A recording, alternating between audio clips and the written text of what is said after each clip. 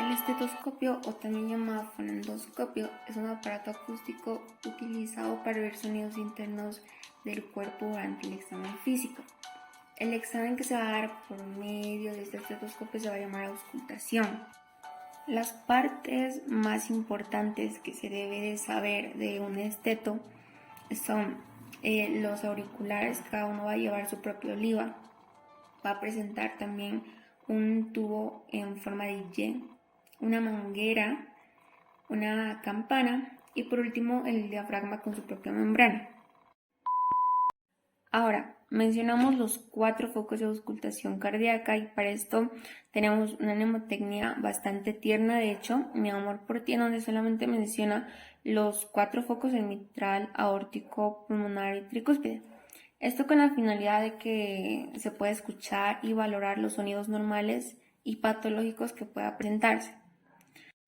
Para identificar los 4 focos, empezamos por el aórtico, que este va a estar en el segundo espacio intercostal y en el borde esternal derecho, y lo contrario, lo opuesto, va a pasar con el pulmonar, va a estar en el izquierdo. En el caso del foco tricúspide, va a estar en el cuarto espacio intercostal izquierdo, también en la parte inferior del borde esternal izquierdo. Y por último, el foco mitral va a estar ubicado en el ápex, en el quinto espacio intercostal y ya. Ahora, yéndonos a lo que es la auscultación como tal, es muy recomendable que los auriculares vayan con vista hacia adelante al momento de colocarlo. Por ejemplo, si lo hacemos de la manera en la que se ve con vista hacia atrás, va a ser demasiado incómodo, aparte de doloroso, y no va a ser muy efectivo. Hay un punto que no se suele mencionar muy a menudo, que es el de calentar el estetoscopio para el bienestar del paciente y no tanto para el asunto del diagnóstico. Esto porque puede causarle piel de gallina, alguna incomodidad y no se va a sentir seguro con nosotros. Entonces, para eso es que se calienta el esteto antes de aplicarlo sobre la piel. Una vez realizado todo esto, el sonido del dub-dub en un adulto va a sonar así.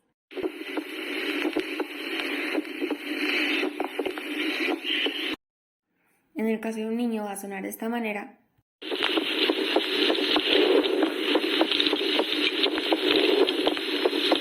Y por último, en un recién nacido, de esta manera.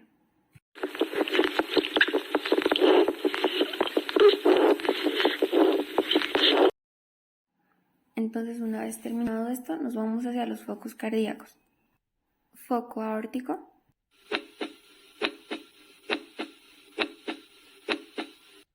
foco pulmonar,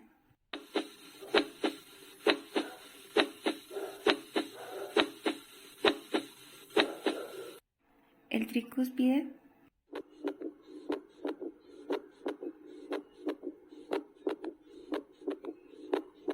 y por último el mitral.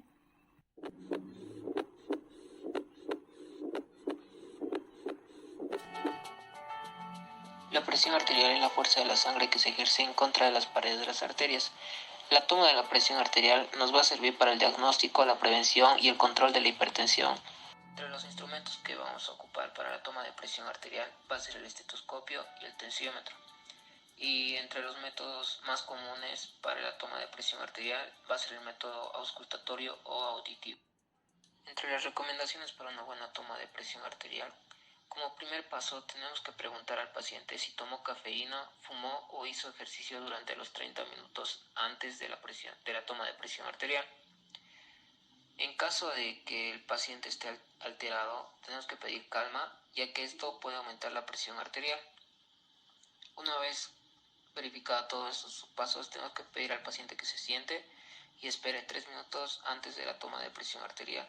Esto para que los valores tampoco varíen. En caso de que el paciente no presente las extremidades superiores, podemos hacer la toma de la presión arterial con las extremidades inferiores. Se puede colocar el tensiómetro 2 dedos por encima de la fosa poplitea y auscultar con el estetoscopio la arteria poplitea para la toma de la presión arterial correcta. En los pasos para la toma de la presión arterial, Como primer paso, pedimos al paciente que tome asiento y esperamos 3 minutos para iniciar la toma de la presión arterial, esto con el brazo colocado en la mesa o alguna almohadilla a 30 grados. Paso número 2, ubicamos la arteria braquial o la arteria humeral. Seguido de esto, colocamos el brazalete del tensiómetro 2 dedos por encima de la fosita del codo.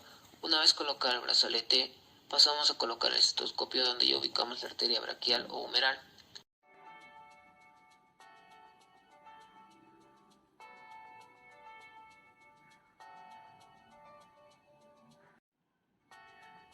Luego empezamos a insuflar hasta dejar de escuchar el pulso.